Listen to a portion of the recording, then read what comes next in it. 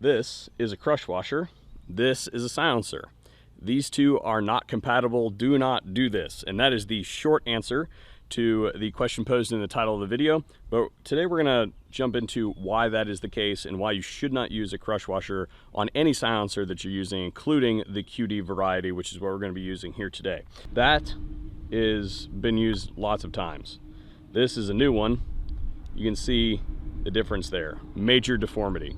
And the reason this works is it uses the slot between the threads to cause binding in one direction or the other. And that keeps the device held in the conformation that you put it into. Helical V-cut thread. And it is exactly what it sounds. It's a helix,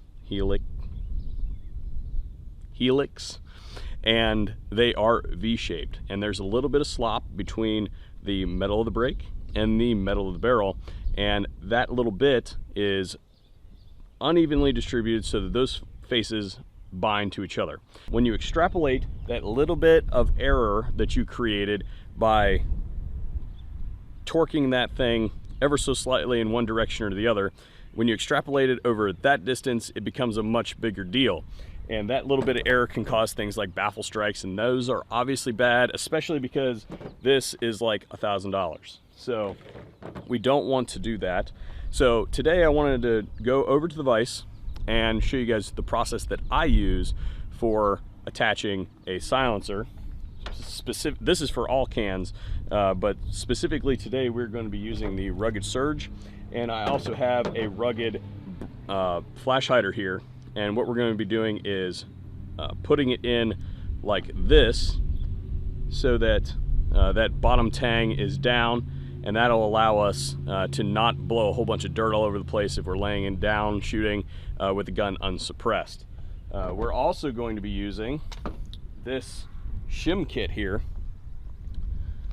These are the devices that are going to allow us to very minutely adjust where our flash hider is so that we can get it locked up nice and tight so it's not going to come off on us when the can gets carboned up. 5/8 overall outer diameter and 24 threads per inch. This is 1/2 inch overall diameter with 28 threads per inch. So that's this guy over here. A little bit different, but the shims are also not going to fit if you're using 1/2 by 28 shims will not fit on a 5/8 by 2/4. And now that the shims are on, but the brake is off, I'm going to go ahead and apply some kind of locking compound. You can use red Loctite. Don't use blue Loctite. It will melt because these parts get very hot. So blue is not going to work for you. A lot of people like to use Roxette. I'm a big fan of green Vibratite.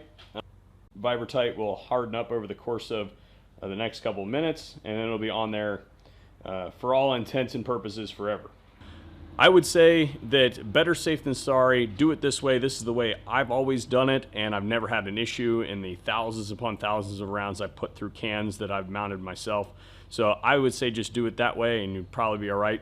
And most instruction manuals for silencers are going to have that. I even checked the one for this one. It does indeed say that. So follow the instructions and you should probably be all right. That said, if you learned something today, please hit that subscribe button down below. If you guys had a good time watching this video, make sure that you smash that share button down below and pass it around to all your friends so that you can bring them into the fold here at the VSO Gun Channel. Thanks for watching. We'll see you guys on a future video.